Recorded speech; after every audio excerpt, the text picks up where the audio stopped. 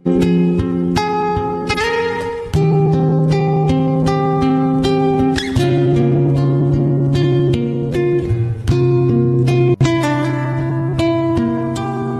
yang sudah tua mulai merasa sakit-sakitan, dan segera akan menemui ajalnya. Sebelum dia meninggal, dia sempat berpesan kepada anaknya Amunhotep muda, bahwa ibunya adalah pengikut setia Amun, tetapi Amunhotep muda harus tetap menghormatinya, tapi jangan percaya perkataannya. Dan jangan sampai dia ikut campur dalam urusan negara. Amunhotep juga tidak mau ada patung-patung Amun di kuburannya, karena dia sudah tidak mempercayainya lagi. Yang terakhir dia berpesan, agar berhati-hati kepada para pendeta yang selalu mementingkan kepentingan diri sendiri, dan jangan percaya semua perkataan mereka. Selalu berkonsultasilah kepada Putifar, karena dia tidak akan pernah berkhianat. Setelah itu Amunhotep pun meninggal, dan dibawa ke dunia orang mati oleh para pendeta kuil Amun.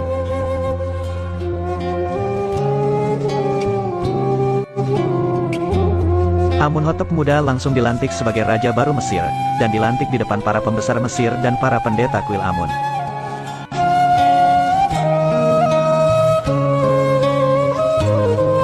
Sehari setelah menjadi raja, Amunhotep langsung bermimpi aneh. Dia lalu memimpikannya bahwa ada 7 ekor sapi gemuk keluar dari sungai Nil, dan tiba-tiba saja sungai Nil itu mengering. Lalu setelah itu, muncul 7 ekor sapi kurus dari sana, dan memakan sapi gemuk yang sebelumnya keluar tadi. Hal itu membuat Amunhotep merasa panik, dan menyuruh penjaga untuk memanggilkan Anikmahu dan para pendeta untuk segera menakwilkan mimpinya itu.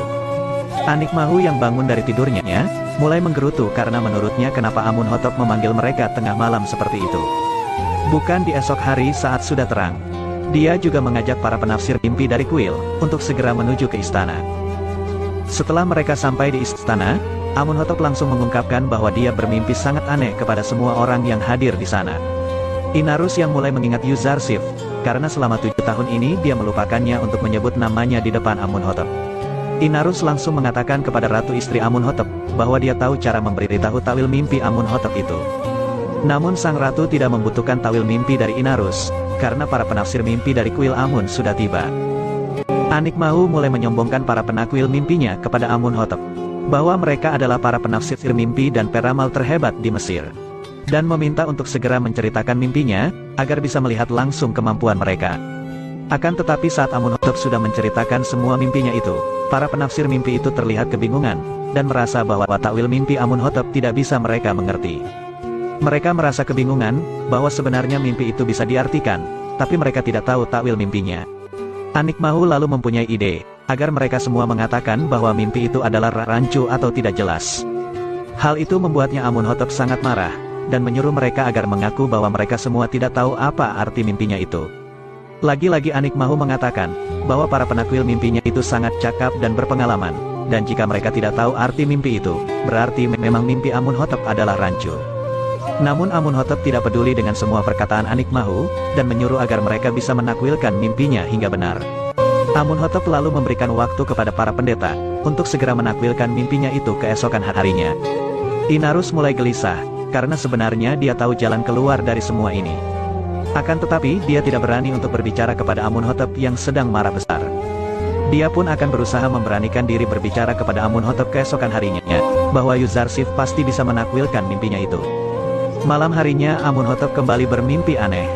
Jika kali ini, ada 7 tangkai gandum yang berisi, tiba-tiba menjadi layu karena diselimuti oleh 7 tangkai gandum yang sudah layu. Mimpi tangkai gandum itu jelas sekali mirip dengan mimpi tentang sapi-sapi sebelumnya. Amunhotep kembali mengundang para pendeta ke istana, untuk segera menakwilkan mimpinya itu. Dan kali ini Amunhotep tidak akan percaya, bahwa mimpinya ini adalah rancu. Karena 2 mimpinya itu, pasti akan saling berhubungan dan mempunyai arti. Dan jika para penakwil itu tidak bisa menakwilkan mimpinya, maka mereka akan segera dipenjarakan oleh Amunhotep. Para penampil itu lalu melakukan ritual di depan Amunhotep. Sementara itu Putifar yakin bahwa mimpi Amunhotep itu pasti memiliki arti. Dan mereka semua tidak bisa menakwilkannya. Jika memang mereka tidak bisa menakwilkan mimpi Amunhotep, maka ini adalah kesempatan bagi Amunhotep untuk meruntuhkan arogansi para pendeta kuil Amun, yang dari dulu selalu berbuat semena-mena.